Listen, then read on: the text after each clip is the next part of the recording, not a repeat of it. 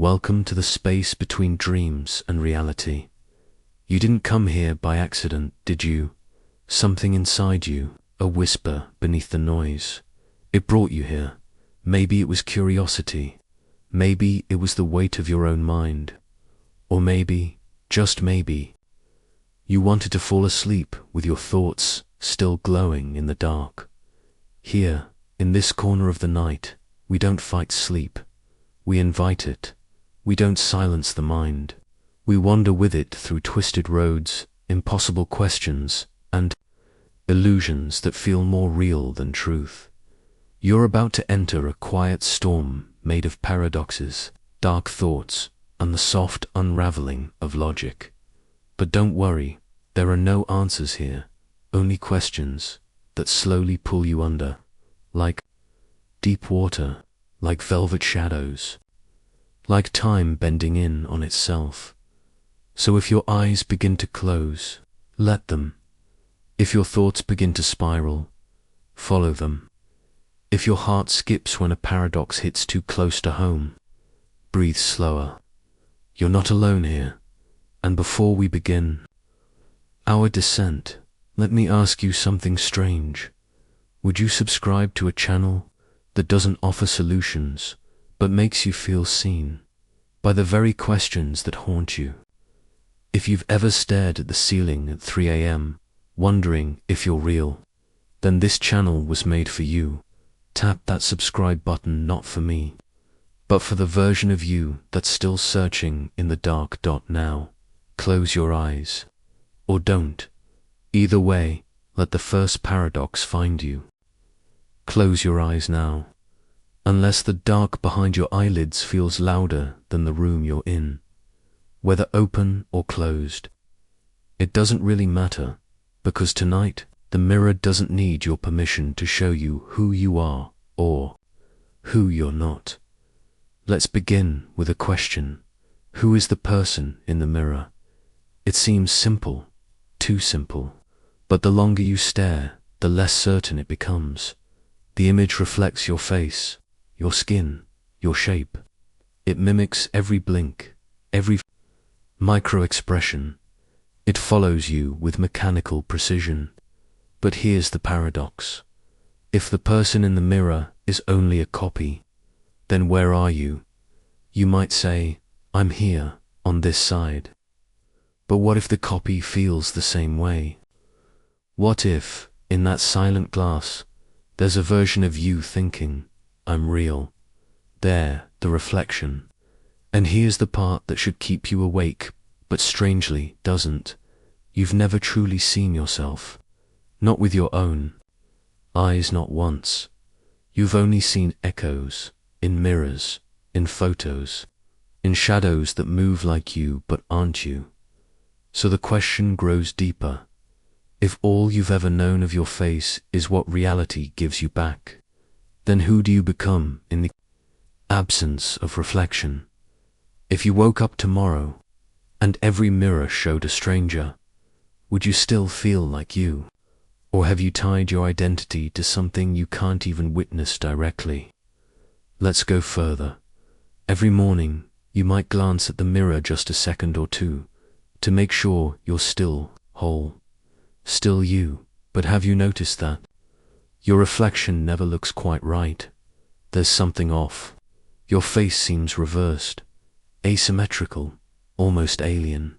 And that's because it is. You've spent your entire life seeing yourself backwards. Your left is right. Your right is left. So the image you've come to accept as you isn't you at all. And when you finally see a photo taken from someone else's angle, true angle, you wince. You say, that's not me, but it is. Or is it? What if you don't actually exist in any fixed form? Not as you imagine. Your face is different in every camera, every mirror, every memory. You change slightly from day to day. The cells in your skin die and renew. Your thoughts evolve. Your beliefs shift. Your voice deepens or softens depending on who you're speaking to. So again, who are you? a reflection of a reflection of a reflection. Are you the version you see in the mirror? Or the version others see when they look at you? Or are you something more elusive, like the thoughts watching themselves from behind your eyes? Let's blur the edges even more. Imagine you're in a dream, walking through a long hallway of mirrors. Some show your face, some show your childhood, some show things you've never seen, but somehow remember, and some show nothing at all. You pause at one dot.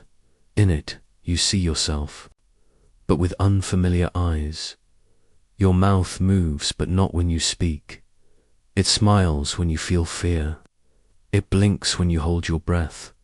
The longer you stare, the more that face becomes other, until you no longer recognize it. And in that moment, something terrifying and beautiful happens. You realize you were never meant to know exactly who you are, because identity is not a fact. It's a shifting idea. It's language wrapped around a flame that keeps moving. You are not who you were yesterday. You are not who you will be tomorrow. You are not even fully here right now. You are a paradox. You are both observer and observed. You are both presence and memory. You are both the mask and the impulse to remove it. And maybe that's why we're drawn to mirrors. Not to confirm we're real, but to confront the truth that we aren't finished yet. That we are always in motion, even in sleep, even now. Let this thought cradle you like waves in the dark. There's nothing to hold on to, not your reflection, not your name, not even your idea of self. You are shifting, always shifting. And as you fall deeper into this night, as your mind floats between memory and shadow, let the paradox do what it was born to do. Let it unmake you gently. Let it dissolve the rigid you and give birth to something more fluid, something more infinite. You're not the reflection. You're the space between the glances. You're the pause between thought and recognition. You're the presence that watches and forgets it's watching. So sleep now, not as a person, but as a question. No mirror can answer. Let the reflection vanish. Let the surface blur. Let the paradox hold you. You are not who you see, but you are still here, drifting, changing, becoming, always becoming. You've been listening to your own thoughts for so long, haven't you? That constant voice in your head, the one narrating, analyzing, worrying, remembering, doubting, dreaming. It feels like you. It sounds like you. But have you ever stopped to ask, who is really speaking? Imagine you're standing in the middle of a silent room, and suddenly a whisper begins, not from the outside, but from within. You don't recall choosing the words. They just arrive. You don't construct every sentence with effort. Most of them just appear, like smoke from a fire you can't see. The paradox is simple. If you're the one listening to the voice in your head, then who exactly is talking? You might say, well, I'm talking to myself, but that just loops the mystery. Who is the I and who is the myself, and which one is real? Psychology would call this the internal monologue. Philosophy calls it the ego, the self-awareness engine.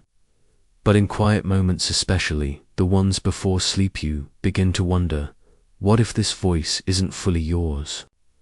What if it's stitched together from things others have said to you? Teachers, parents, lovers, enemies, the voices that praised you, the ones that wounded you, the television shows you watched as a child, the language of guilt, the accents of fear, and all those thoughts, those private murmurs, those daily commentaries. What if they are just echoes of the world, bouncing off the walls of your skull, and not the raw voice of your truest self? Think of how often your thoughts surprise you, how often they're cruel, how often they replay old regrets or invent futures that never come. Sometimes they sound like your worst critic. Sometimes they sound like a stranger, and yet you claim them, you call them yours, because they happen inside you. But does location define ownership? If a bird flies into your home, is it yours? If a nightmare visits your sleep, does it belong to you? Here's where the paradox deepens. You are both the stage and the actor. The thoughts occur within you, but they do not always originate from you. You host them, you observe them, you suffer them, you cherish them. But what if you didn't invite all of them? What if some were planted without your permission? You see, we inherit so much without knowing. A frown from a parent becomes our fear of failure. A childhood silence becomes our adult doubt.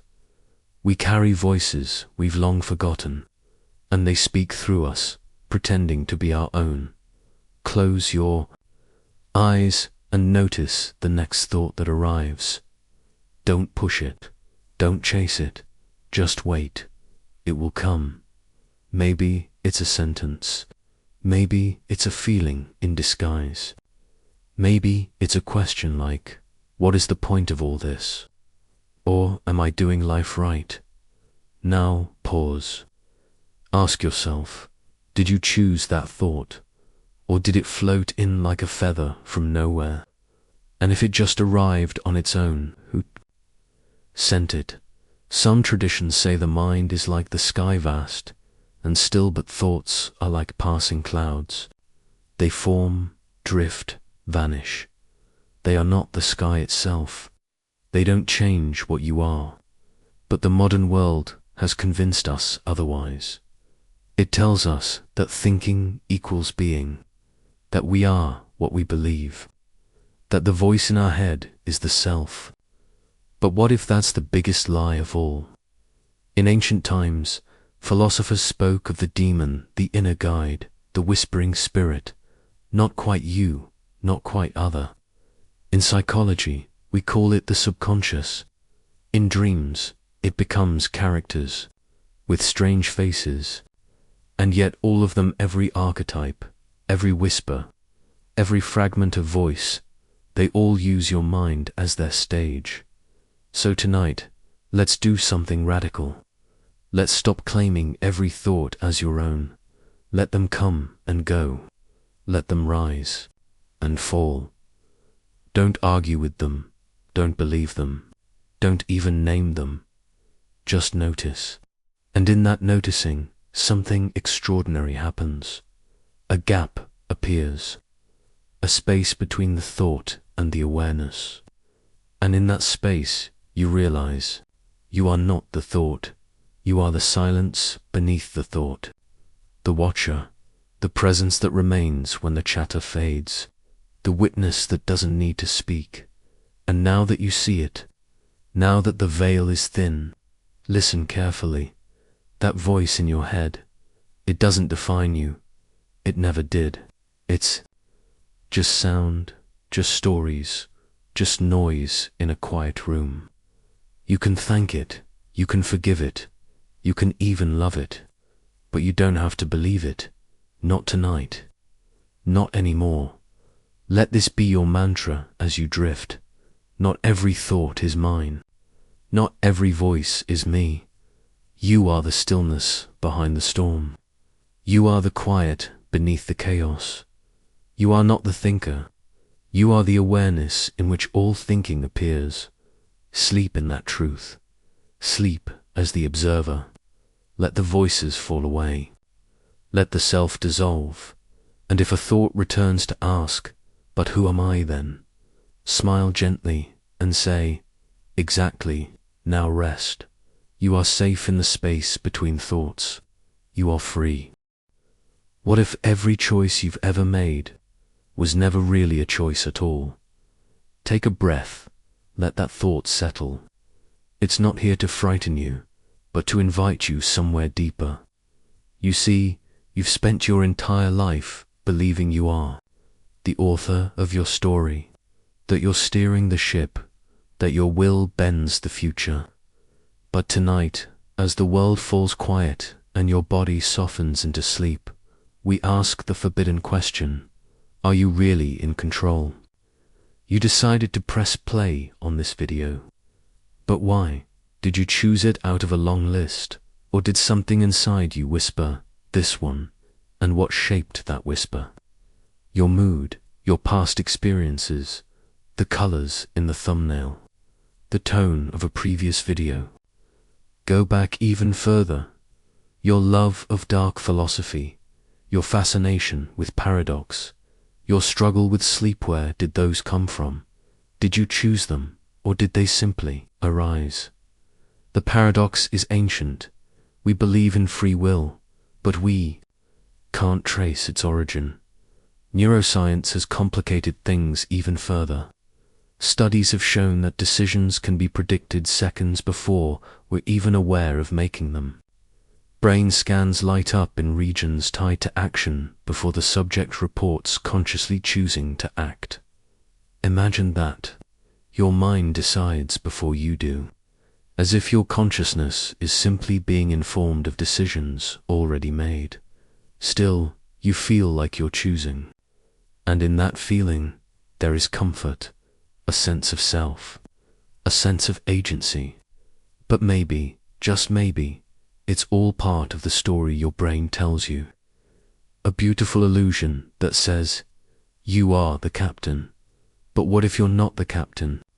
What if you're the ocean, and everything you've called a choice is really just a wave rising from unseen depths? Your preferences, your habits, your reactions, they all have roots, childhood memories, genetic tendencies, cultural programming, all combining to create a unique ripple through time called you. That's not to say you're powerless. No, your awareness is powerful, but maybe its power isn't in control. Maybe it's in observation, in witnessing, in being fully present in each moment, even as it unfolds beyond your command. Right now, notice your breath. You're not choosing it. It's happening. Inhale, exhale, life occurring without permission. You are being lived. And doesn't that bring a kind of peace? You don't need to force the night. You don't need to will yourself to sleep. You don't need to fix your thoughts or fight your mind. Just be here, in the current. Let the day dissolve. Let time slow. Let go of choosing and simply be. Because even this moment, right here, right now, was always meant to find you. You didn't choose it, it chose you. Now rest, the river flows, and you are the river. Sleep is already arriving. What if the past isn't fixed? What if it's a story being edited? Even now, memory feels permanent. We lean on it, shape our identity with it. This is who I am, we say, pointing to what has happened. Childhood moments, first loves, old mistakes. But tonight, in the space between thoughts, we ask something daring. What if the past is not a truth you carry, but a tale you're constantly retelling? Science offers a strange truth. Each time we recall a memory, we change it. Recollection is not playback, it's reconstruction. Your brain reassembles the event using pieces of what actually happened, and fills in the blanks with assumptions, emotions, even current beliefs. In other words, the memory you hold tonight is not the same one you recalled last week. It's been rewritten gently, subtly, by time and perception. And so the paradox emerges. If the past changes every time you look at it, did it ever truly exist as you remember it? Think of a photo from childhood. Do you recall the moment itself? Or do you remember the photo and the story others told about it? Our minds love patterns, narratives, we crave meaning.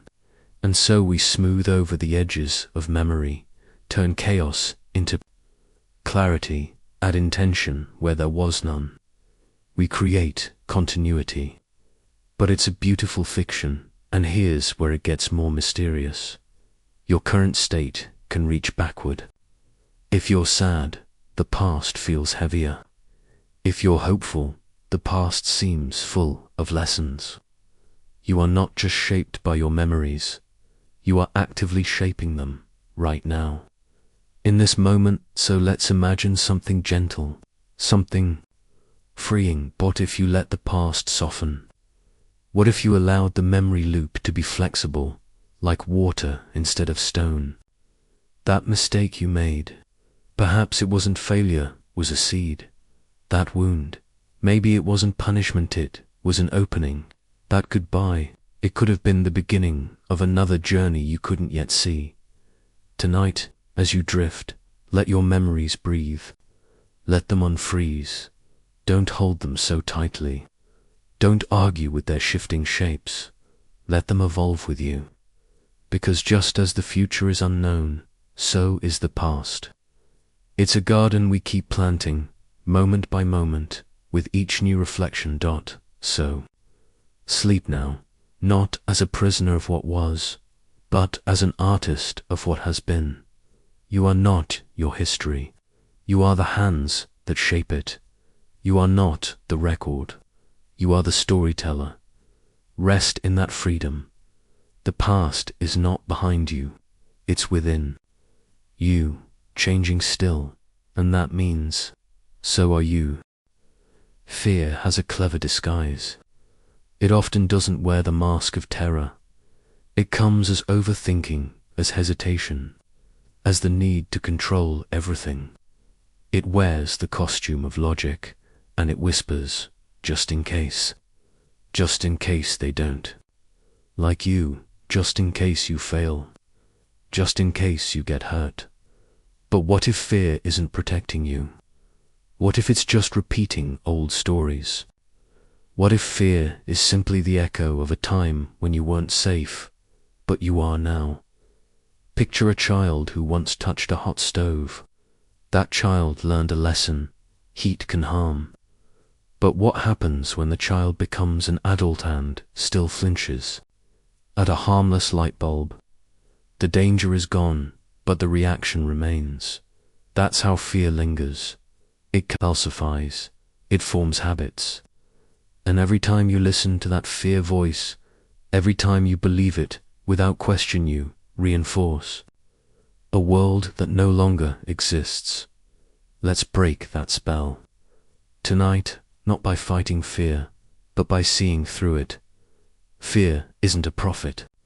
It's a memory. It says, don't trust, don't risk, don't rest. But you can gently smile at it and say, thank you, but I'm safe now. Feel your body now. Let the muscles soften. Notice how the air moves freely in and out of your lungs. This is not a moment of danger. This is sanctuary. This is quiet. And in this quiet, the illusion fades. There is nothing to fix, nothing to solve, nothing to fear, only the breath, only this moment. And in this moment, fear has no home. Let it dissolve. Like fog under the morning sun, let yourself sleep without armor. You are safe, you are free. Fear almost never announces itself honestly. It rarely says, I'm fear, and I've come to scare you. No, fear is far more subtle, more cunning. It often disguises itself as concern, as practicality, as preparation. It dresses in the robes of reason, showing up as the voice that says, think it through again, or be careful, they might laugh, or let's just wait a little longer, until we're more ready. On the surface, these thoughts feel protective. They feel like wisdom. But look more closely, and you'll see that many of them are simply fear in costume. The mind has learned over time that fear is easier to accept when it's dressed as something noble. We applaud caution, we praise strategy, we cling to certainty, but underneath so much of that is anxiety, wearing a borrowed face. How many times have you delayed something your heart wanted, not because it was wrong, but because a quiet fear whispered that you weren't enough, that you'd be judged, that it would hurt too much if it failed? We don't call that fear. We call it being smart. We call it being realistic. But realism without hope is just fear pretending to be a teacher. And the paradox is this: more clever fear becomes at hiding, the more control it gains over our lives, because we don't challenge what we don't see. If we believe every anxious thought is a useful one, we obey it without question.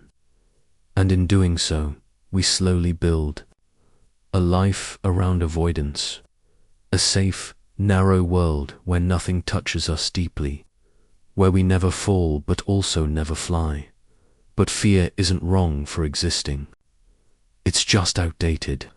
It evolved in a world of predators and starvation, not social media and email.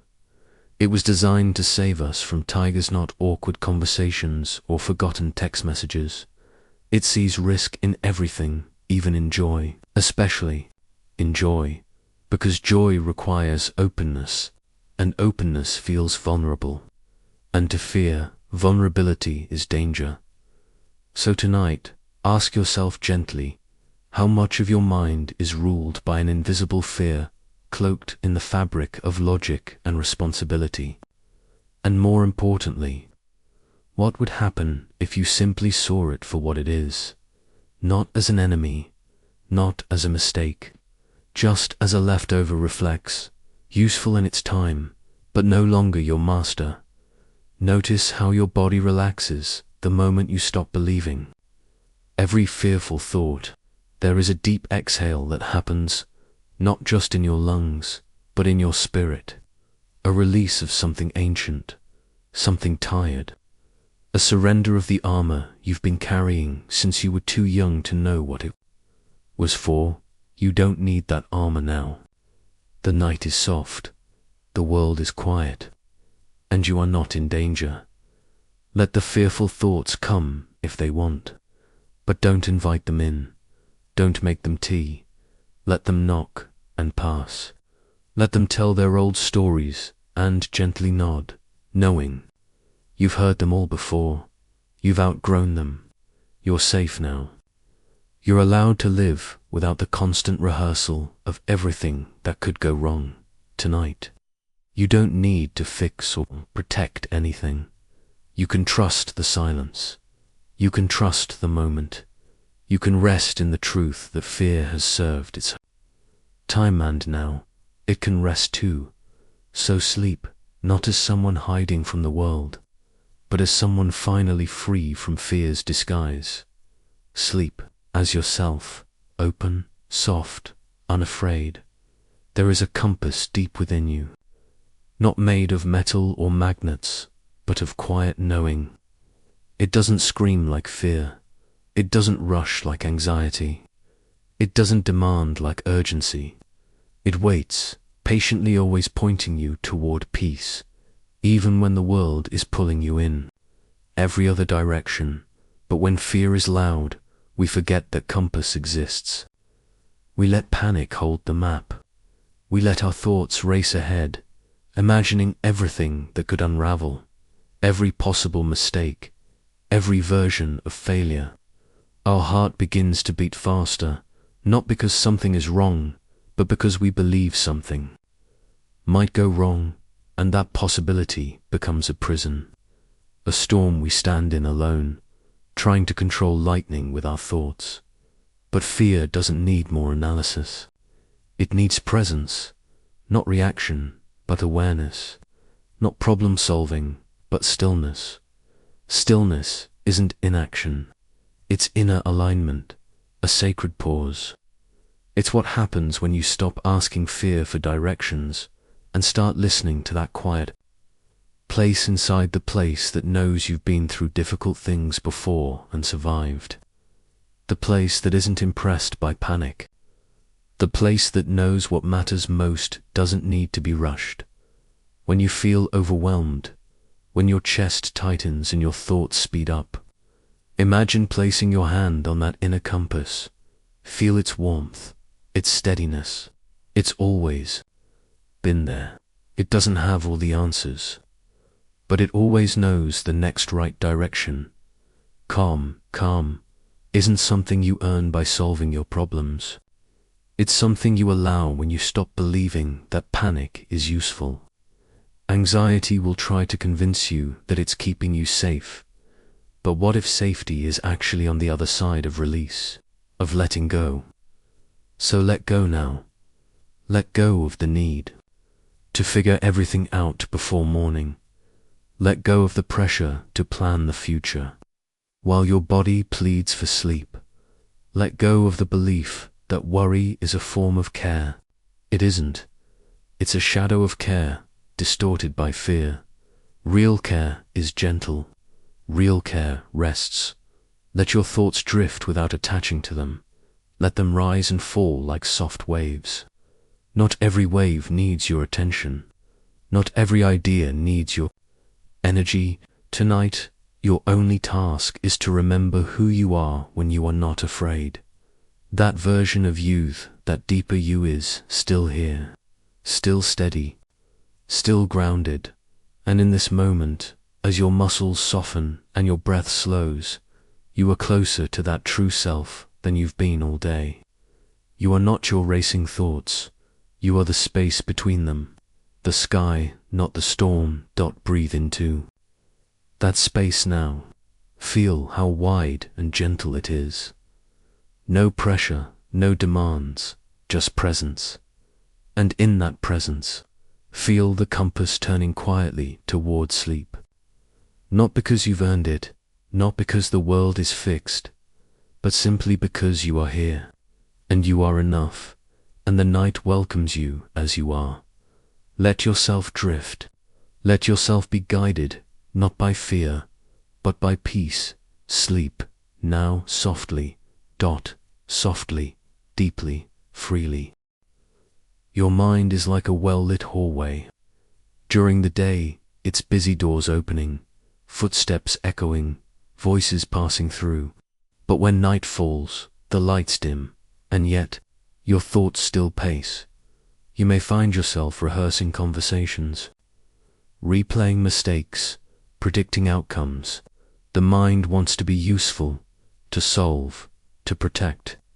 It believes that thinking equals control. But tonight, let's gently remind it of something deeper. Not every thought deserves a reply. You are not obligated to attend every mental conversation that knocks on your door. There will be thoughts that whisper worry. What if this happens? There will be thoughts that echo past regrets. Why did I say that? There will be thoughts that reach for control. I have to plan tomorrow now. But what if you didn't answer them? What if you let them knock, and kept your door closed? You are not rude for not answering. You are not irresponsible for choosing rest. You are simply choosing peace. You see, peace doesn't arrive because every problem is solved. Peace arrives when you realize you don't have to carry everything, especially not right now. Your brain is not broken because it's busy. It's doing what it's learned to do. Stay alert. But tonight, we begin the slow, kind work of teaching it a new language, one that speaks silence, one that knows, I am safe, and I don't need to think about that right now. You can acknowledge a thought without entertaining it. You can notice a fear without feeding it. You can feel tension arise and still soften. Right now, imagine your thoughts as leaves floating on a river. You don't have to stop the river. Just sit on the bank and watch them pass. No leaf is more important than the next. No thought needs to be grabbed. Let go of the leaf. Let go of the urge to fix. Let go of the temptation to reply. Silence is not emptiness. It's a choice, a brave, beautiful choice to let the noise pass and remain still. And with each breath, you are choosing silence again, again, and again, until your body believes you, until your mind quiets its voice, until your nervous system begins to rewire, not with force, but with trust. You're teaching your brain a new truth. I can rest without answers. I can breathe without plans. I can sleep without control. And that truth is enough. It's enough for tonight. It's enough for your heart. It's enough for your healing. Close the door now. Let the hallway go dark. You're not missing anything. Everything that matters will be here in the morning. For now there is only this moment, and in this moment there is stillness, there is softness, there is safety. Sleep gently. Now you're doing beautifully. There's a gentle truth waiting to be rediscovered, a truth that may have been hidden beneath the noise of stress, beneath years of overthinking, beneath the learned habit of identifying yourself with every thought that passes through your mind. You are not your thoughts. Let that truth wash over you like warm water on tired skin. Let it settle into the quiet corners of your awareness, because for so long the thoughts in your head have felt like facts. They've felt urgent, demanding, persuasive. Thoughts like, I'll never be good enough, or I'm falling behind, or what if something goes wrong? These are not truths. These are just mental weather, passing clouds across the sky of your mind. You are not those clouds. You are the sky. Thoughts are not permanent. They don't define you. They come and go, shaped by memory, emotion, habit, and fear. Some are echoes from childhood. Some are rehearsed scripts of worry. Some are not even yours. They've been passed down through family, culture, experience. So, tonight, let's untangle your identity from your thoughts. Imagine your mind as a radio, always playing, always broadcasting. But you are not the radio. You are the one listening, and you have the power to turn the volume down. You have the power to step away from the noise. This is not about silencing your thoughts by force. It's about recognizing their place. Thought might say, I have to fix this, but you can respond with silence. A thought might scream, you're not doing enough, but you can respond with kindness, because the real youth, one breathing, resting, healing, in this very moment, is not defined by those voices.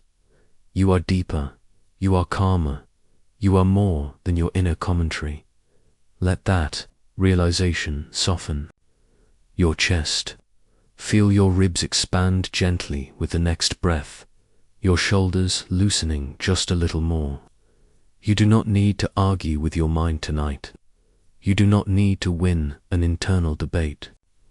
You can simply let the thoughts float by like passing traffic, acknowledging their noise without stepping into the street. It's okay if thoughts continue to come. That's not failure. That's just the mind doing what it does. But now you are learning to observe instead of absorb. You are learning to pause instead of participate. And in that stillness, you find your freedom. A new space is forming between you and your thoughts. A quiet space. A healing space. And in this space, there is room for peace to enter. You are not your fears. You are not your worries. You are not your regrets. You are not your thoughts. You are the awareness beneath them. You are the steady presence watching, breathing, releasing. So, rest in that awareness tonight. Rest in the knowing that you don't have to chase or correct every idea that arises. Rest in the security that who you are is not fragile or scattered. It is whole. It is grounded. Let the mind keep talking, if It must. Let the thoughts keep arriving, if they do. You no longer need to believe everything they say. Instead, believe this. You are safe, you are loved. You are enough exactly as you are. And with each slow breath, with each soft exhale, you return not to your thoughts, but to yourself, to the you beneath the noise, to the you that's always been whole, to the you that can finally ... rest, now that you've begun to see your thoughts for what they are, passing events in the landscape of your mind. It's time to deepen your relationship with awareness itself. There is something incredibly powerful in the simple act of noticing. Noticing is the beginning of freedom. It's how we reclaim control from old patterns, from reactive emotions, from the mind's habit of racing in circles. And tonight, you are learning how to notice without judgment. Because often, when we become aware of a troubling thought, we don't stop at noticing, we react. We criticize ourselves for thinking it. We try to push it away. We spiral into shame or resistance. But there is another way, a quieter way, a healing way. It begins with this phrase, there you are. Whenever a thought arises, especially one that's heavy, sharp, or anxious, you can gently say to yourself, there you are, as if greeting an old, familiar visitor, not resisting it, not fighting it, simply seeing it as it is. A thought like "I didn't do enough today" comes into view. You notice it, you breathe, and you respond, there you are. And just like that, the power begins to fade. Not because the thought disappeared, but because your relationship to it changed. You are no longer caught in its grip. You are no longer feeding it energy. You are simply aware. This practice is not about fixing the mind, it's about befriending it. It's about treating your inner world the way you would a frightened child or a tired friend, with softness, with curiosity, with grace. Some thoughts will be persistent, others will be strange. Some may try to convince you they are urgent, but none of them require immediate action, especially not here in the quiet of night, especially not now, when the world has slowed and you are safe to rest. Let yourself become the observer. If your breath shortens, notice it. If your shoulders tense, notice it. If a memory floats up, notice it. But don't name these moments as good or bad. Don't rush to fix or label. Just be with what is. Like watching leaves float down a stream, or stars appear one by one in the night sky. You don't need to hold on to any of them. You don't need to do anything at all. This is the freedom of non-judgmental awareness. In this space, your nervous system begins to settle.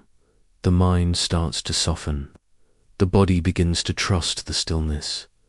You may find that silence isn't empty after all, it's full of presence, full of life, full of peace you had forgotten was already inside you.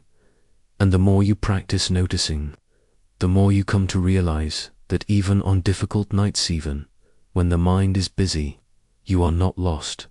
You are aware, you are here, you are whole. So let your awareness cradle you now. Let it hold the noise and the silence, the light and the shadow, without needing to change anything. Let it remind you that every moment, just like this, one is enough. Breathe in gently, and as you breathe out, feel yourself settle even more deeply into this quiet practice. You are learning the art of resting in awareness, and here there is no need to fix, no need to prove, no need to strive, only the gentle rhythm of breath, only the soft gaze of the present moment, only peace. The mind does not like silence at first. It fills every quiet corner with questions, reminders, and imagined conversations. Left unchecked, it loops through the same worries again and again, trying to solve problems that sleep was designed to ease. But what if you didn't need to solve anything tonight? What if the mind didn't need to be quieted by force, but instead guided toward stillness, like a candle slowly burning lower as the room darkens? You can begin this shift right now, gently and without pressure. Picture the mind as a glass jar, filled with water and sand. When stirred, it clouds up, murky and agitated. But when left undisturbed, the sand settles and the water becomes clear. You don't have to do anything to make it clear. You simply stop shaking the jar. That's what stillness is, allowing the contents of your mind to settle naturally. You don't stop thinking by pushing thoughts away. You stop thinking so much by stopping the push. Tonight, as your thoughts come and go, picture each one as a ripple across a still lake. Notice it, then let it fade. Don't try to catch it. Don't judge its presence. Just return to the smooth surface beneath. Stillness isn't the absence of thought. It's the gentle resting place beneath thought. It's the silence that doesn't shout. It's the awareness that remains when the noise fades. Sometimes people fear silence because they confuse it with emptiness. But stillness isn't empty. It's full of presence. It's full of wisdom. It's where your true voice lives, not the voice that worries or narrates, but the one that knows you're safe, that you're enough, that rest is allowed. Let the stillness rise in you now. Let it move slowly through your limbs, like warm water in a calm bath. Let it smooth the edges of your day. Let it soften the places where your mind clings too tightly. Feel the subtle shift from effort to ease, from control to trust, from racing thoughts to resting thoughts, to no need for thoughts at all.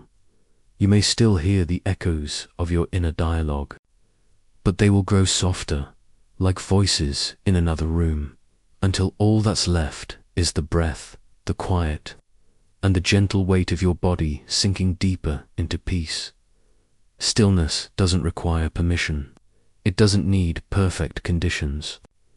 It's already inside you, beneath the swirl of your schedule, beneath the performance of productivity, beneath the tension you didn't know you were holding, and now you're returning to it. With every breath, you are coming home. There's no finish line here, no right or wrong way to be still. Even if thoughts return, even if emotions rise, stillness remains underneath, like a soft ground that never left, so breathe into that ground.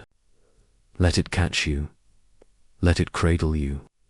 Let it hold your whole being in the safety of this sacred pause.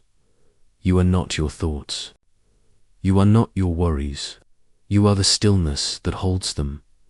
And in that stillness, you are enough. You are safe. You are loved. Let yourself remain here for as long as you like.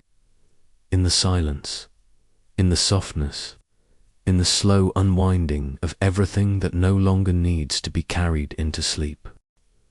There is a quiet power in the present moment. It doesn't demand attention, but it gently calls to you like the soft whisper of wind through leaves, or the hush of moonlight spreading across the floor. Tonight, let yourself hear that whisper. You have spent much of your life reaching forward, planning, worrying, striving. The mind always stretching itself toward the next task, the next thought, the next possibility. But rest doesn't live in the next moment. It lives here. Now there is no sleep in the future. There is no peace in yesterday. Only now is soft, enough to cradle you. Only now is still enough to hold you as you settle deeper into rest. Become aware of the sensations in your body, the rise and fall of your chest, the warmth of the blanket over your skin, the way your body gently yields to the pull of gravity, These aren't just sensations. They are doorways into the present, and the present is holy. Not because it's grand or dramatic, but because it's real. Because it's where your life actually is. You don't have to escape anything tonight.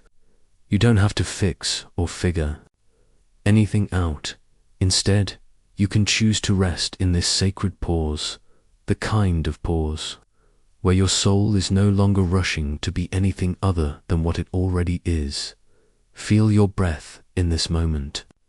Not the breath you took 5 minutes ago, or the one you'll take tomorrow. Just this one, this inhale, and this exhale. That's all you ever truly have. This one breath and the space it makes inside you. Even now, as your thoughts try to wander, gently guide them back to this moment. The way a mother hushes her child back to sleep, not with force, but with comfort, with reassurance, with love. You are not late for anything right now. You are not behind. There's nothing more important than this breath. There's no urgency in this moment, only grace. And in that grace, you can begin to surrender, to loosen the grip you've had on everything, on doing, on performing, on thinking, on trying. The present moment is enough. You are enough. There is peace here. There is God here. There is healing here. So stay a little longer. Not in the thoughts of where you've been, not in the anxiety of where you're going, but here in the softness, in the safety, in the silence of now. Let it wash over you like a warm wave. Let it settle in your bones. Let it hold you like the sky holds the stars, with infinite space and quiet reverence. You are here, you are safe, and you are not alone. The now welcomes you with open arms. Let it wrap around you like night itself. Let it guide you gently towards sleep. Let the stillness of this moment deepen around you. It is not an emptiness, but a fullness you cannot see. A sacred hush, like the quiet that falls after a prayer has been whispered into the stars. God is in this stillness, not in thunder or fire, but in the soft silence of your breathing, in the gentle rhythm of your heart, in the slow surrender of your body as it drifts towards sleep. You don't have to reach for him. You don't have to strive to feel him. He is already here, even now, as your thoughts begin to float like dandelion seeds across the sky of your mind. Let them go. Let them drift. They are not needed here. This is not the time for answers. This is the time for trust. Let your body become like water, resting in its container. No resistance, no effort, only presence, only being. You are being held, not just by your bed or your room, but by something greater, by the arms of God, wide as the heavens, quiet as the dawn. He has carried you through every long night before this one. He has seen every tear, every burden, every anxious thought that never found its way into words. And still he remains, not rushing you, not judging you, just holding you, just loving you. There's nothing you must do to earn this peace. You don't have to pray the right words. You don't have to feel brave or strong. You don't even have to feel anything at all. Just breathe and know that God is in this breath with you. That even in your most silent moments, he hears the cry of your soul. That in the quiet of this night, he sings over you with songs of comfort. Let that comfort move through you. Let it flow into the tight places of your chest, the corners of your mind still wrapped in tension. Let it soften your jaw, your shoulders, your belly. Let it quiet the stories your fears try to tell. Tonight is not a battlefield. Tonight is a sanctuary. You can rest here. You can release. You can allow yourself to be small again, to be a child, in the arms of a loving Father, who watches over you more gently than the moonlight on your windowsill. The noise of the world will wait. The worries can wait. Right now, there is only this sacred stillness, only this holy breath, only this moment where you and God are one. In the quiet mystery of peace, and in that peace, sleep will find you. Softly, kindly, fully you are safe, you are loved, you are home. There is something sacred about simply breathing, something ancient and divine in the quiet, unconscious rhythm that carries you from moment to moment. Every breath is a reminder you are still here. You are still being held. Inhale and know that God is as close as the air filling your lungs. Exhale and let go of everything you were never meant to carry. The thoughts that race, the plans left unfinished, the fears that crept in when the world grew quiet, all of it can be surrendered now. You do not need to hold everything together. You never did. You were never meant to be the anchor of your own soul. That role belongs to God alone, the one who sees your weakness and wraps it in strength, the one who gathers your scattered pieces and gently brings them home. In the hush of this night, feel that truth settle over you like a blanket. You are allowed to rest. You are allowed to stop striving. Even if the day was full of chaos or the mind is still restless with echoes of unfinished business, this moment is not about what was or what will be.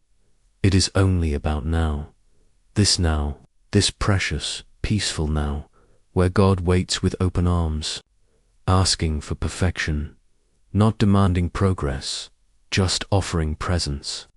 The kind of presence that doesn't rush, doesn't push, doesn't shame. The kind of presence that lingers beside you in silence and speaks in ways the heart understands, before the mind can even form words. In this moment, you don't need to figure anything out. You don't need to perform. All you need to do is be. Be here, be still. Be held. Let the room around you blur into softness. Let the corners of your mind grow dim and distant, like stars, fading beneath the first light of dawn. There is no urgency here. There is no alarm clock ticking in your soul. Time stretches wide and quiet in this sacred space, and the presence of God fills it completely. You may not see him, but he is here. You may not hear him, but he is whispering peace into your spirit, like wind through the trees, like water over stones. He knows your name, your story, your deepest unspoken longings.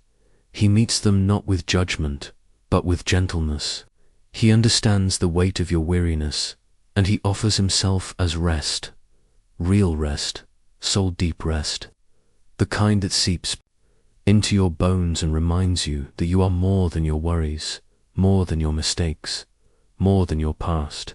So now, breathe again, slowly, fully, and let that breath be a prayer, silent invitation for peace to take root. With each exhale, imagine the weight sliding off your shoulders, down your arms, out through your fingertips. Let go of the pressure to be more, do more, know more.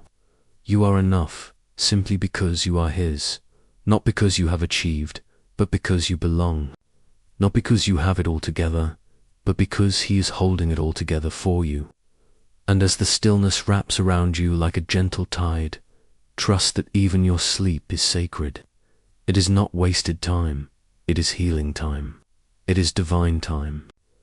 God works even while you rest, restoring what was broken, soothing what was sore, whispering promises into your dreams. This night, you are not alone. This night, you are safe. This night, you are wrapped in a love that never sleeps and never lets go. There is a kind of language spoken only in the silencer language, not made of words, but of presence. It hums beneath the noise of the world, waiting patiently for you to notice. And now, in this moment of deepening calm, you begin to hear it. The quiet, the stillness, the peace that does not shout but gently surrounds. This silence is not empty, it is full. Full of holy presence, full of quiet wisdom, full of healing breath. Let it speak to you not in sentences, but in sensations. In the soft release of tension in your chest, in the warmth slowly spreading through your limbs, in the feeling that you don't have to run anymore. You don't have to search anymore. You can rest, not because the answers have all arrived, but because the one who holds the answers is already here, beside you. Stillness is where God often speaks the loudest, not in the chaos of our striving, but in the gentle hush of surrender. When the soul finally stops resisting, when the heart opens just a little wider in trust, that is when the spirit moves most freely, like a soft breeze stirring the curtains in a quiet room. His presence fills the space without effort. You don't have to chase him down. You don't have to beg him to notice you. He's already here, completely attentive, eyes on you with compassion that does not flinch. He's not surprised by your exhaustion. He's not impatient with your slow healing. He's not measuring your worth by your progress. He is simply here, loving you exactly as you are. And in this stillness, you are reminded of something sacred. Peace isn't something you create. It's something you allow, something you receive. Let your heart lean into that receiving now. Let your soul uncoil from its knots. Let your breathing grow deeper, slower, as if your body itself is beginning to trust that everything will be okay, because it will. Even if the path ahead is still unclear, even if the morning holds questions without answers, you are not facing it alone. God walks ahead of you and stands beside you. He is your shelter and your strength, your guide and your guardian. He is the one who keeps watch through the night, not from a distance, but from within your very breath. There is no part of you he does not love. There is no part of your story that he cannot redeem. And so tonight, you do not need to carry the fear of what's next. You only need to rest in the peace of what is now. This moment, this breath, this holy stillness. Let that stillness wrap around you like a soft cocoon. Let it hold you as you drift deeper, like a leaf floating slowly down onto still waters. You are safe, you are seen, you are surrounded. There is no rush, no pressure, no demandingly presence, only peace. Only the steady, quiet love of the one who made you, who knows your every thought, and who delights in you even as you sleep. And as the edges of wakefulness blur, know this: you are not falling into emptiness. You are being carried into rest. You are being cradled in grace. You are being anchored not by your strength, but by his. You may close your eyes now. The night is gentle, and your soul is safe in his hands. When the soul feels lost, there are moments in every soul's journey when the path disappears beneath our feet. When the lights dim and the road that once felt certain dissolves into mist.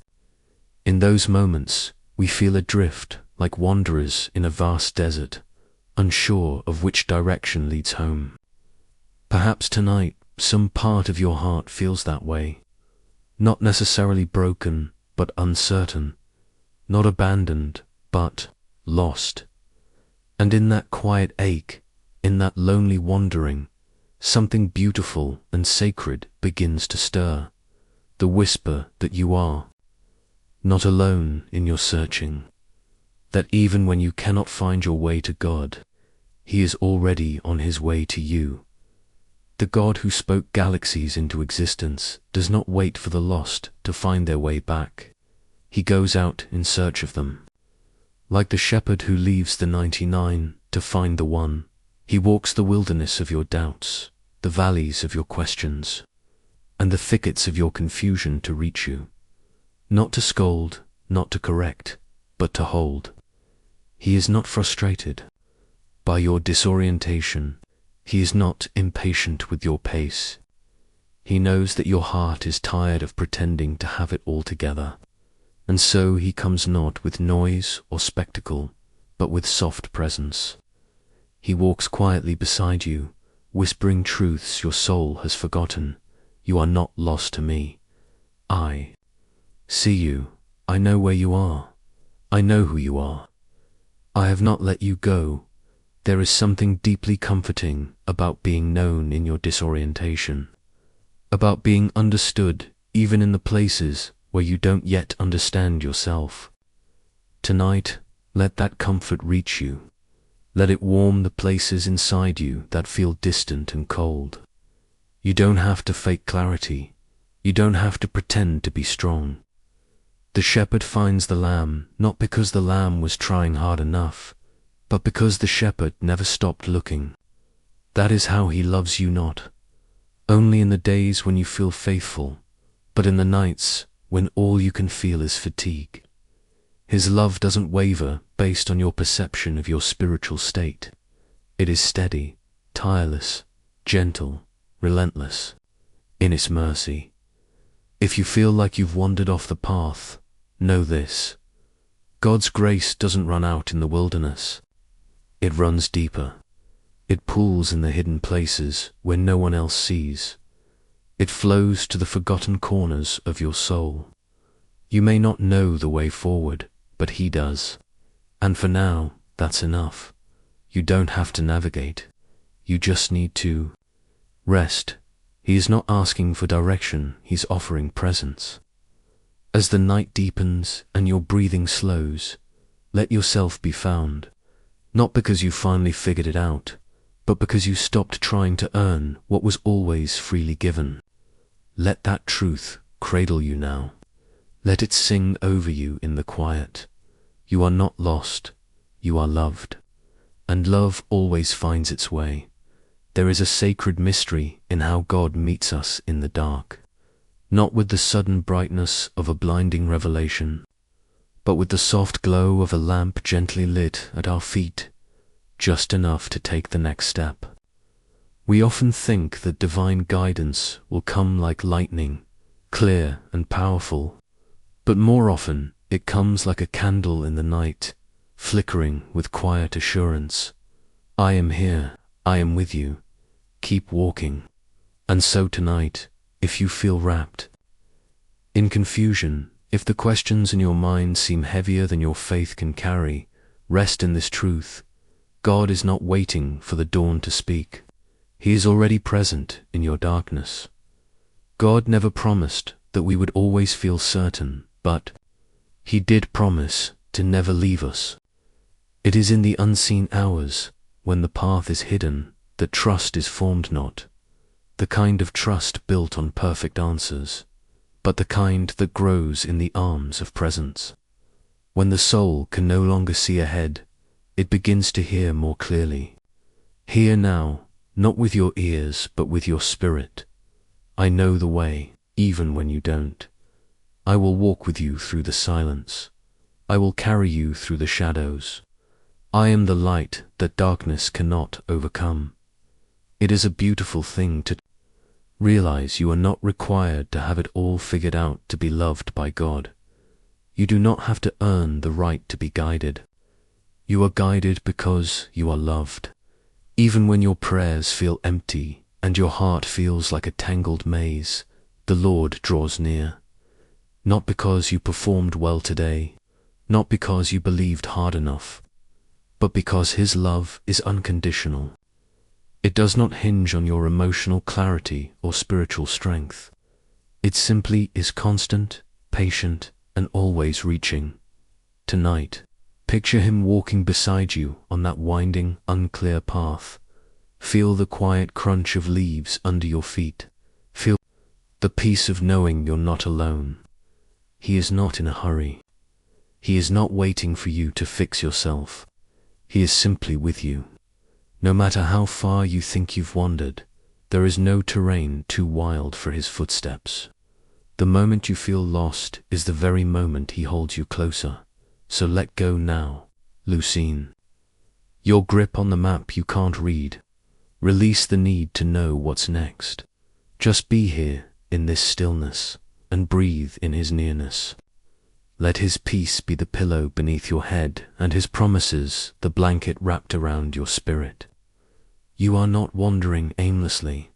You are being gently led. Even now, even here, even in the dark, there is no such thing as a soul to lost, for God to find. Even when you can't trace your own steps back, even when the way feels like a blur behind you, he knows exactly where you are. He doesn't stand at the edge of the valley, calling you to climb back up on your own. He comes down into the valley. He searches through the undergrowth, through the heavy mist, through the tangle of sorrow and doubt that surrounds you. He does not give up. His love does not lose interest or grow tired. It is relentless, not harsh or forceful, but deeply committed. Like a shepherd who leaves the 99 to search for the one, he walks into the wild just for you, and when he finds you because he doesn't scold or shame. He lifts you onto his shoulders. He rejoices. He carries you. You may not feel worthy of being carried, but your worth isn't based on your direction or your performance, it's rooted in your belonging. You belong to him. That will never change. Even when you feel like you've walked far from him, he has been walking alongside you the whole time, waiting for the moment you finally collapse into his arms and let him lead again. He does not need you to fix everything before he loves you. He simply loves you. Sometimes, in our human minds, we imagine that God's grace has limits, that there's a line we can cross, a place too far, a moment too late. But the truth is, he is always right on time. He is not limited by our detours or our delays. He is not afraid of the mess we've made. And he doesn't require us to be perfect to be rescued. In fact, it's often when we are at our weakest, when we are most aware of how lost we feel, that we finally look up and realize we were never alone. He was always coming for us. And now he is here. So tonight, let that truth settle into the deepest parts of your being. You are not abandoned. You are pursued, not with judgment or demands, but with compassion, with mercy that renews every morning, with a love that is deeper than your doubts and stronger than your shame. Let go of the pressure to find your own way back. You don't have to. He has already found you. He is already carrying you, and he will not let go. Let this night be a night of returning, not in effort, but in surrender. Return to the God who has never left your side. Rest in the arms that rejoice over you, not because you got it all right, but because you are his. Let your soul breathe. Let your fears fall. Let his voice calm the noise within you. You are home now, and you are safe. There are moments when the weight of brokenness feels unbearably, if the pieces of your heart have been scattered too far, too wide, too jagged to be made whole again. Maybe it's not just one event, but years of pain layered upon pain, wounds that didn't heal properly, words that lingered like poison, regrets that keep circling back like shadows at dusk. And sometimes, in those quiet places where no one else sees, a whisper creeps in. I'm too far gone, too damaged, too much, but that voice is not the voice of the shepherd. That is not the voice of love. The truth is, God has always been in the business of healing what others might throw away. He does not flinch at your cracks.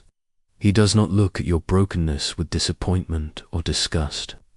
No, he moves closer, gently, silently, tenderly, like a potter who sees beauty in the shattered clay.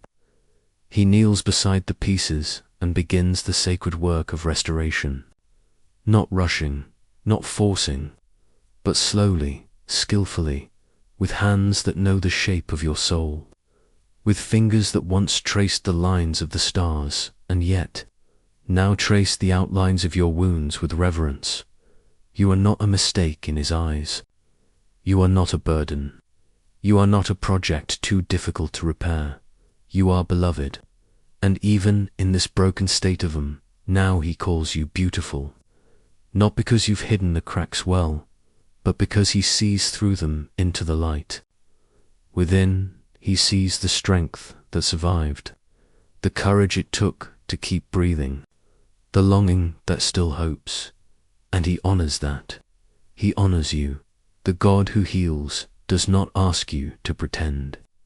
He asks you to come just as you are, with every broken shard, every trembling piece, every silent ache, and in his presence nothing is wasted. Every scar is seen, every tear is kept, every fracture becomes part of the story he is gently rewriting. So let your heart rest tonight. Let the questions fade into the quiet. You don't need all the answers right now. You don't need to fix yourself first. Just breathe. Let yourself be held by the one who knows your pain more intimately than anyone else ever could. He is not afraid of your brokenness. In fact, it's where his grace shines brightest. His healing doesn't always look like instant restoration. Often begins with presence, with peace, with stillness. And tonight, that healing begins again. There is a sacred kind of healing that doesn't announce itself with trumpet sounds or visible miracles. It comes in the quiet, unnoticed hours, in the moments when you lie still, exhausted and unsure, and yet somehow your heart keeps beating. That's where grace works, in the dark soil of brokenness, beneath the surface, where no one else can see. And while you may not feel it happening, healing begins the moment you allow yourself to be still in God's presence without needing to have it all together. It's not loud, it's not fast, but it is real, and it is happening. You see, brokenness is not the end of your story, it's a doorway. It's the very place where the love of God can enter in the most deeply. In our culture, we're often taught to hide our wounds, to polish our image, to fix ourselves before showing up. But the heart of God is not impressed by masks or appearances. He looks past all of that. He sees the hidden, trembling places inside you, places even you don't dare visit often. He steps in gently, not with condemnation, not with shame, but with the compassion of someone who knows what it means to be broken, because Jesus himself was broken for you, because of love. So tonight, if the pain feels fresh or the memories return like unwelcome echoes, you don't have to push them away or pretend they don't matter. God doesn't need you to deny your pain in order to be near him. In fact, it's your pain that pulls him closer. Like a parent rushing to a wounded child, he comes to comfort, not to judge. He doesn't need you to make sense of it all. He simply asks you to let him sit with you in the ache. That's where healing begins, not in solving every issue, but in being seen fully, honestly, without fear of rejection. And if the past feels like a weight, you'll never escape it. It seems like your mistakes or your traumas have written an unchangeable story. Know this: the story isn't over. God is the author, and he knows how to rewrite pain into purpose, scars into strength, endings into beginnings. Nothing you've done and nothing that's been done to you is too much for him. There is no shame that his love cannot cover, no loss that his grace cannot redeem. You may feel like a shattered vessel, but in his hands you become art, not in spite of the cracks, but because of them. So breathe deeply now. Let the tight places within your chest begin to soften. Let the pressure to fix yourself fade. You were never meant to do this alone.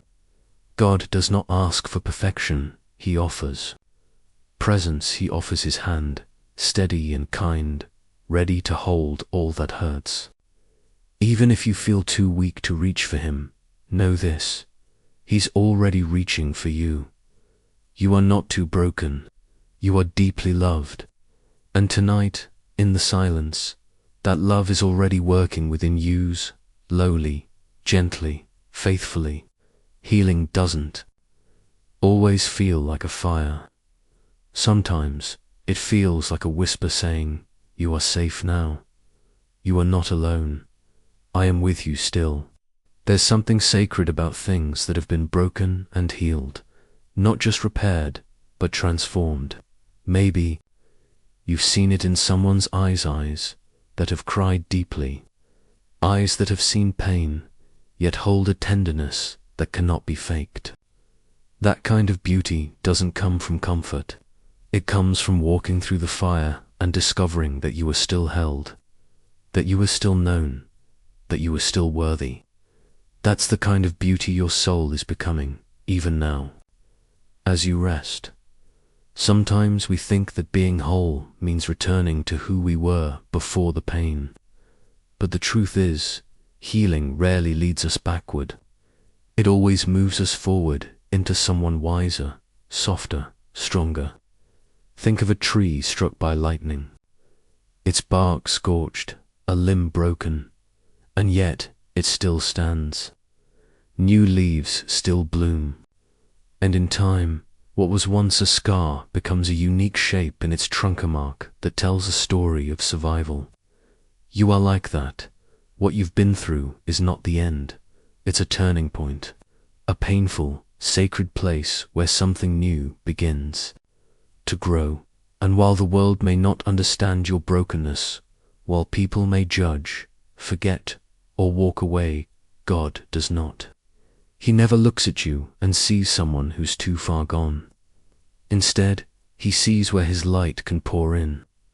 He sees the gold he will paint into your cracks, the strength he will weave through your wounds.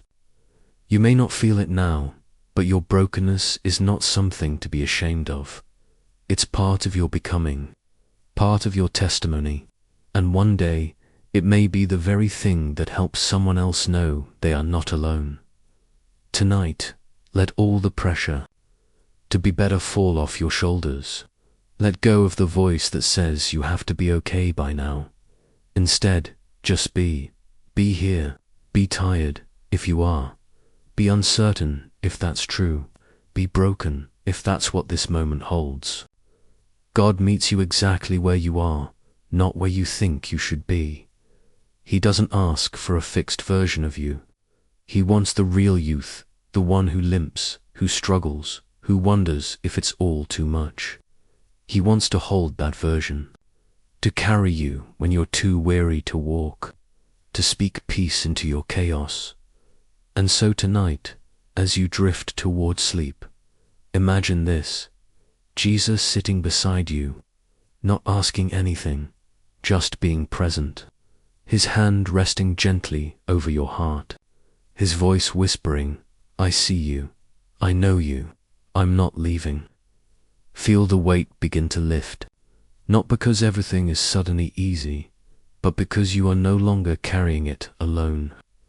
There is a tenderness in his eyes that sees all of you and still calls you beloved. There is a strength in his presence that surrounds you now. You are not forgotten. You are not too broken. You are becoming something beautiful. Sleep now in that truth. Let the night cradle you. Let your soul begin to believe, again not in yourself alone, but in the one who is writing something new, something good, something lasting, even from this, especially from this. There are nights when the past feels louder than the present, when memories rise up like waves, sun-invited, unrelenting, and crash against your quiet moments. You try to sleep, but your mind replays what you said, what you did, what you should have done differently. You wish you could go back and rewrite the story, fix the mistake, undo the hurt. But the past is a closed door, and all the keys are rusted by time. And so, instead of peace, you lie there carrying the heavy weight of regret. Maybe no one else even knows what you're carrying. Maybe the outside world still sees you smiling, working, moving through life, but inside there's a silent ache, a voice that says, you should have known better. You should have been better. And no matter how much time passes, no matter how much you try to move forward, it clings to you. Shame becomes a shadow that follows your every step, reminding you that you're unworthy, that you're unforgivable, that you'll always be what you did. But here's the truth you need to hear. Tonight's something gentle, sacred, and deeply healing. God never intended for you to carry this forever. The weight of your past is not meant to define your future. His mercy is not a thin thread that breaks under pressure. It's an endless river that flows through every part of your story, even the parts you try to hide. His forgiveness is not reserved for those who deserve it, because none of us do. It's for the broken, the ashamed, the ones who cannot forgive themselves. It's for you. You may think that your guilt is noble, that holding on to it proves how sorry you are. But guilt that lingers becomes a cage. And the longer you stay in it, the more you forget that the door has already been unlocked. Jesus didn't come to remind you of what you did wrong. He came to set you free. On the cross, he carried every sin, every failure, every regret.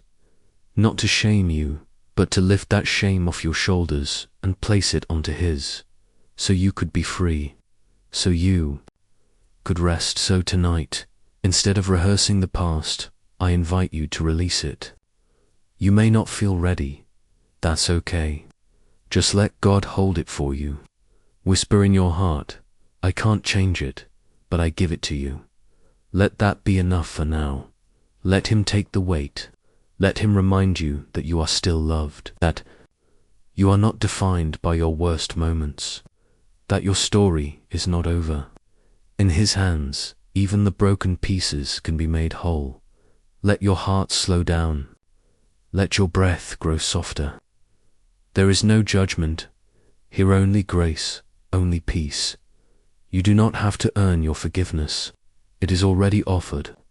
All you need to do is receive it, slowly, tenderly, one breath at a time.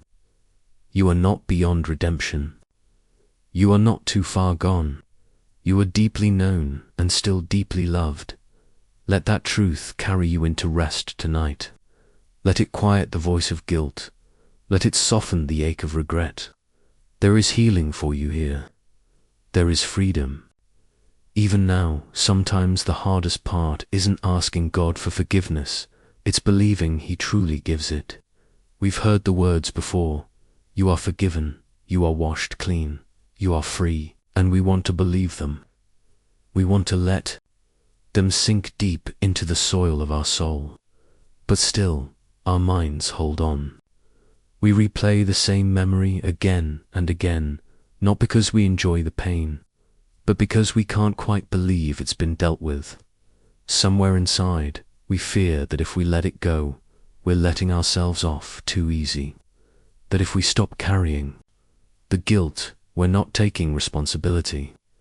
That forgiveness must mean forgetting. And we don't want to forget, we just want to be free. But true forgiveness doesn't mean pretending it never happened. It means acknowledging what was broken and allowing God to heal it.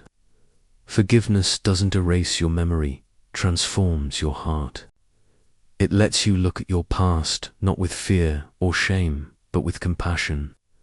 It gives you the strength to say, that was who I was, but it's not who I am anymore. It allows you to speak your story not from a place of defeat, but from a place of redemption. If your mind keeps revisiting the past, it doesn't mean you're failing to heal it. It means you're human. The journey to self-forgiveness is not a straight path. It's a process of gentle unfolding. And every time you bring your regret back to God, you're not starting over, you're going deeper. He doesn't grow tired of your sorrow. He doesn't roll his eyes at your repeated prayers. He meets you again and again in the same place with the same grace. Because his mercy isn't rationed, it's infinite. And you never run out of chances to begin again. Tonight, if your mind won't let go, don't fight it. Instead, offer it up, each thought, each ache, each remembered moment, hand them to Jesus, not in shame, but in trust. He knows how fragile you feel. He knows the layers of your pain. And he is not asking you to be stronger. He's just asking you to come closer, to rest your weary heart in his hands, to let him whisper truth over the lies, to let him hold what you can't yet release. You don't need to perform for his love. You don't need to prove your sorrow to earn his grace. The cross already settled that. You are not just tolerated, you are cherished. You are not merely pardoned, you are invited back into intimacy. There's a place for you at the table, and no past mistake can take that away. So rest now. You've carried this for long enough. Breathe deep, sink into stillness. You are safe, you are seen, and you are forgiven completely, eternally. No strings attached. There comes a moment in every heart when we ask ourselves, can I ever start over? After all I've done, after all the hurt I've caused, can I really have a new beginning? The idea of starting again feels almost too good to be true. But grace doesn't wait for you to earn it. Grace doesn't keep a checklist or a stopwatch. It doesn't wait until you've punished yourself enough. Grace steps into the very moment you feel most unworthy and says, right here, I'll meet you here. You don't need to climb your way back into God's favor. You simply need to turn around. And when you do, you'll see he's been walking toward you the whole time. Forgiving yourself means accepting the truth that God already has.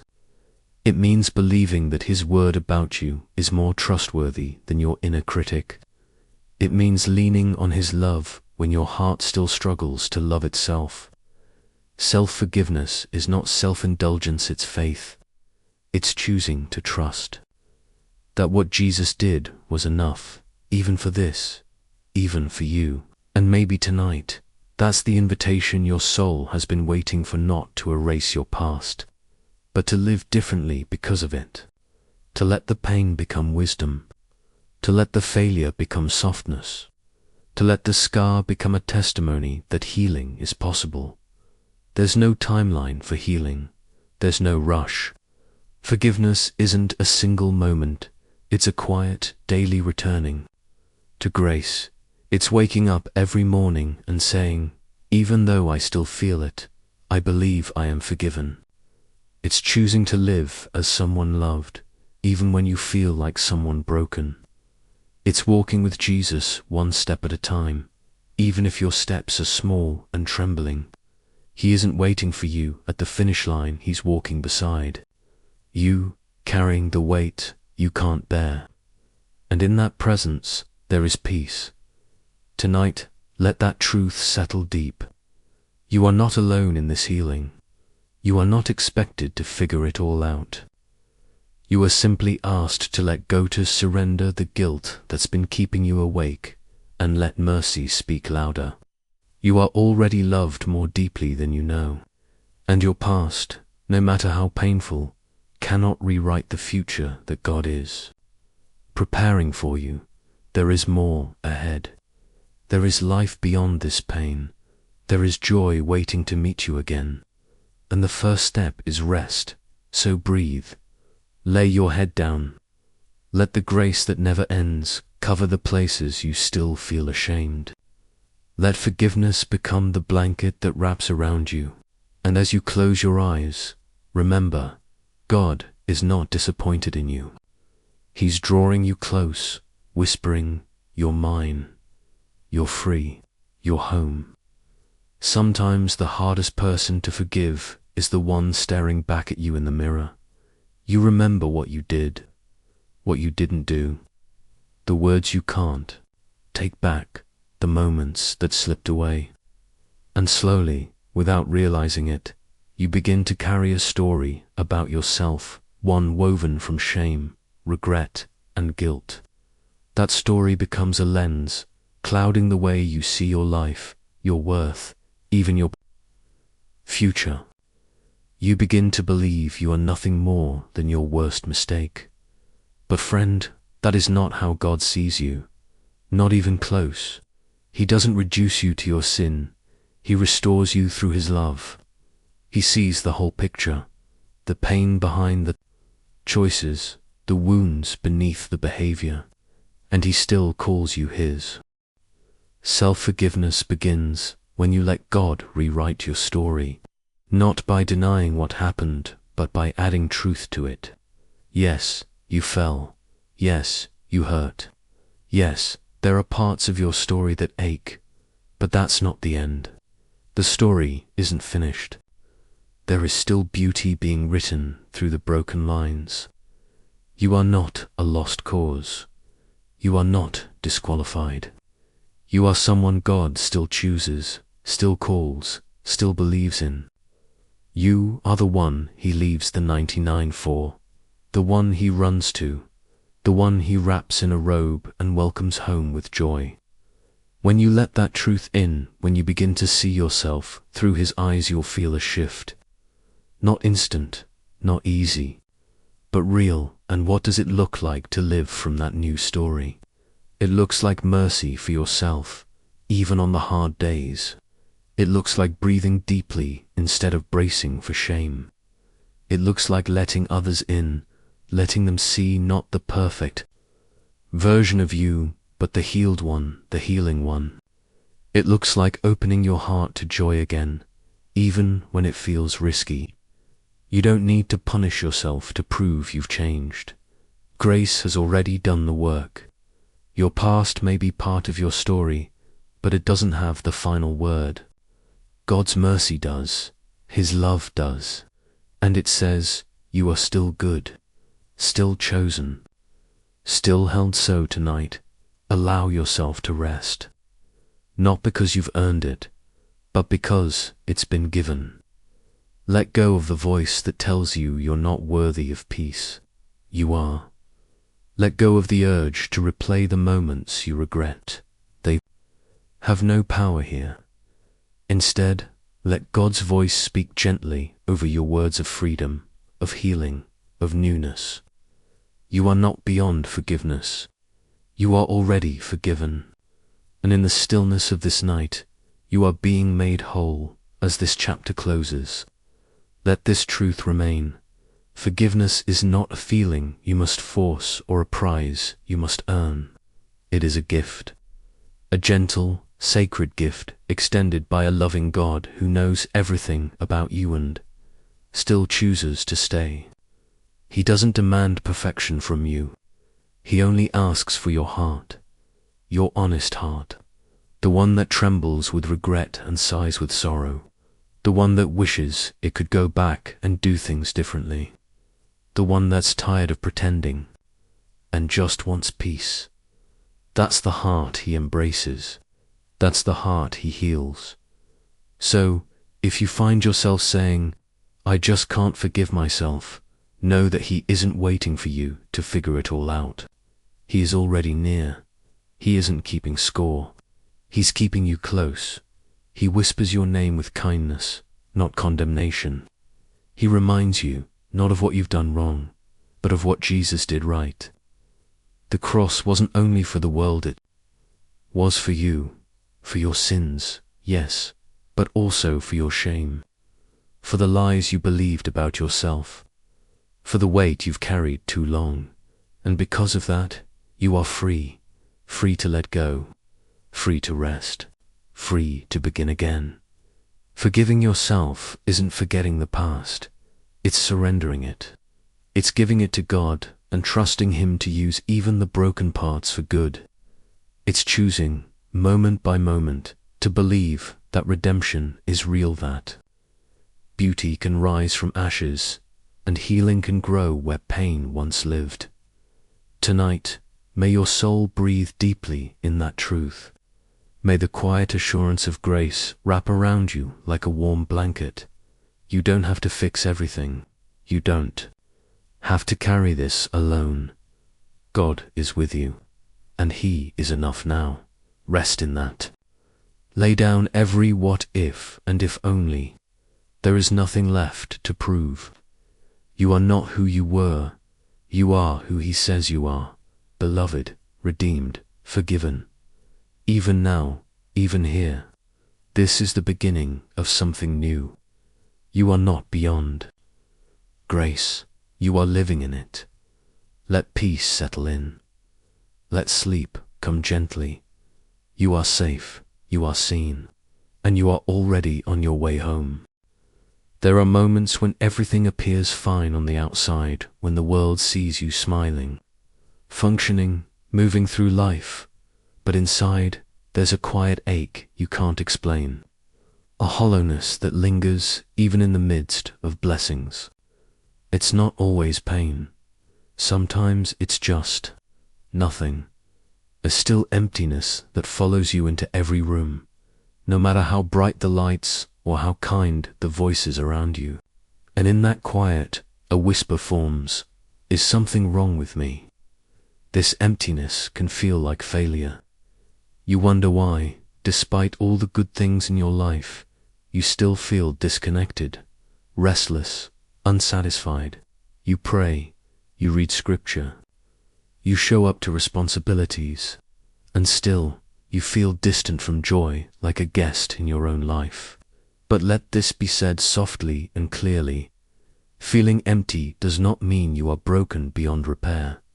It does not mean God has turned away. It does not mean you are ungrateful, weak, or unworthy.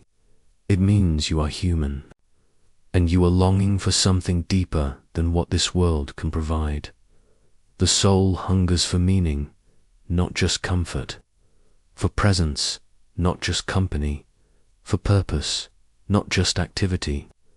And when that hunger isn't met, a kind of spiritual tiredness settles in. That's not your fault. It's part of being created for more than what the world offers. The emptiness is not a curse, it's a signal, a sign that you were made for communion, not performance, for connection, not just productivity, for the eternal, not only the temporary. Even Jesus knew emptiness. In the wilderness, in the garden, and on the cross, He felt the weight of human loneliness and longing. He wasn't ashamed of those feelings, neither should you be. Your emptiness does not disqualify you. In fact, it draws the attention of heaven. God does not rush past your hollow places. He sits with you in them. He knows how hard it is to keep going when you feel nothing, and He is proud of you for showing up anyway. So tonight, let's not run from the emptiness. Let's hold space for it. Let's acknowledge it without fear or shame. Because the God who created the stars also created your soul, and He knows exactly how to fill what feels empty. Not always instantly, not always loudly, but always completely, and always with love. Sometimes we mistake emptiness for abandonment. We assume that if we cannot feel God's presence, then He must be far away. But what if the silence is not absence but intimacy? What if, instead of walking away, God is inviting you to listen more deeply? There are things God says in the quiet that we can't hear in the noise. There are truths that only come into focus when everything else fades to stillness. In the spaces where you feel nothing, He is still speaking, just not always in the way you expect. Think of the seed, buried in the soil. For a time, it looks like nothing is happening. It's surrounded by darkness, tucked away in silence. But beneath that still surface, life is beginning to form. Roots are stretching. A foundation is being built, one that no one sees. In the same way, your seasons of emptiness might feel like spiritual dormancy, but God is working in places you cannot yet see. He's forming resilience, deepening trust, growing your inner life in ways that aren't obvious, but essential. Emptiness also creates room. When everything else has fallen away, when routines no longer satisfy and distractions no longer come, left with space, space that aches, space that longs, but space that is open. That openness becomes sacred ground, a place where the Lord can meet you not just as a helper, but as the one who completely fills, not just the one who provides answers, but the one who becomes your peace. And maybe that's what this emptiness is about, not a punishment, not a deficiency, but a clearing out, a divine decluttering of what was never meant to hold your soul. God doesn't just want to give you things, He wants to give you Himself. And sometimes that requires the slow and painful process of loosening your grip on everything else. So don't be afraid of the hollowness. Don't rush to fill it with noise, activity, or approval. Sit with it, breathe through it, invite God into it. Let Him show you that even in your emotional drought, you are not dry to Him. Even in your stillness, you are deeply loved. You don't have to fix it. You don't have to escape it. You simply need to be willing to stay present in it and trust that He is, too. Because the truth is, the God who walks with you in joy is the same God who kneels beside you in emptiness. And He isn't going anywhere. There's something about emptiness that brings us face to face with our need. We are taught to fill every void, to distract, to achieve, to consume. But when none of that works anymore, when we're finally quiet enough to feel the ache, that's when God begins to do the deepest work. Not the flashy kind, not the kind others notice or celebrate, but the kind that transforms the inner life, the soul. That kind of healing takes time, and it often begins in the dark. You may not even realize you're being healed. There may be no immediate answers, no sudden relief, just small things. A little more peace when you wake up, a bit more grace for yourself when you fall short, a softer heart toward others who are hurting too. The healing doesn't come all at once, and it rarely announces itself, but it's real, and often it begins the moment you stop trying to fight your emptiness and start allowing God to meet you in it. Many people assume that feeling empty is a sign that something is wrong with them, that they're broken or faithless or emotionally weak. But what if it's not brokenness? What if it's sacred space being carved out within you? Space that God is preparing to fill not with fleeting feelings, but with something eternal. Often, the greatest transformation doesn't begin in strength, but in surrender. Not when we feel full, but when we admit we're not. Jesus never said, "Blessed are those who have it all together." He said, "Blessed are the poor in spirit, for theirs is the kingdom of heaven." That blessing isn't about poverty of circumstances, it's about being empty enough to receive. The ones who are filled are the ones who know how much they need to be. So if you feel empty, it may mean you are closer to the heart of God than you realize. Because He does His best work in the places we often hide, in the quiet corners of the soul where no one else sees but Him. Emptiness can be scary, but it can also be holy. It's the place where we stop striving and start resting, where we stop trying to impress and start being honest, where we stop chasing meaning and begin receiving love. Not because we earned it, not because we finally figured things out, but because even in our emptiness, we are still held, still seen, still loved. So is something wrong with you because you feel empty? No, Emptiness isn't a flaw to fix, it's an invitation to pause, to breathe, to listen for the gentle whisper of a God who has not forgotten you. It's a sign that your soul is longing for something deeper than what this world can offer. And that longing, that ache, is not your enemy. It's sacred space. It's holy ground. You are not broken because you feel this way, you are becoming. You are unfolding. Don't be afraid of the silence. Don't rush to fill the void. Let the emptiness lead you to the one who sees it all, holds it all, and loves you through it all. God doesn't need you to be perfect to draw near. He comes. Close in the middle of the mess, in the places you least expect. And maybe, just maybe, that quiet emptiness in your chest is not abandonment, but the very place He's preparing to dwell. If you've made it to this point, I want to tell you something simple and true. You are not alone. You're not the only one who feels lost or tired or numb. And the fact that you're still searching, still hoping, still asking, is something wrong with me, means your heart is still alive. You're still reaching for meaning, for light, for something more. That's not weakness, that's courage. In the quiet corners of life, where noise fades and distractions fall away, God often speaks the loudest. Not in shouts, but in stillness. Not in thunder, but in presence. Sometimes the deepest healing begins when you simply let yourself be honest. When you stop pretending and just sit with the truth that you soon feel empty. And that's okay. This script wasn't meant to fix you.